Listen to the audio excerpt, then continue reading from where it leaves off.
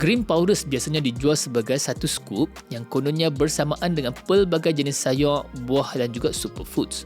Bunyi dia memang nampak macam sangat menarik, tetapi satu scoop suplemen ni tak boleh nak ganti sayur dan juga buah original. Kalau anda minum greens powder selepas makan nasi goreng, ayam goreng dan juga ayam manis, greens powder ni tak boleh magically cancelkan diet teruk anda tu. Selain daripada tu, kebanyakan produk ni dia letak proprietary blend, bermakna dia boleh list down 50 ke 60 superfood dalam greens powder tu, tetapi kita tak tahu exactly untuk setiap ingredient tu berapa banyak yang dia letak dalam suplemen tu. Kalau anda diberi pilihan antara suplemen greens powder dan juga sayur ataupun buah yang original, 100% of the time make sure anda pilih buah dan sayur yang original. Confirm lebih berbaloi. Jadi guys, bonus tips macam mana kita nak tahu yang suplemen yang kita nak beli tu berbaloi ataupun tak berbaloi untuk diri kita. Sebelum beli apa-apa suplemen, anda kena tanya 3 soalan ni. Yang pertama, apakah masalah yang anda cuba nak selesaikan dengan suplemen ni? Yang kedua, boleh tak kita settle masalah ni dengan betulkan benda-benda yang asas ataupun yang basic dulu? Dan yang ketiga, kalau kita decide untuk beli suplemen ni,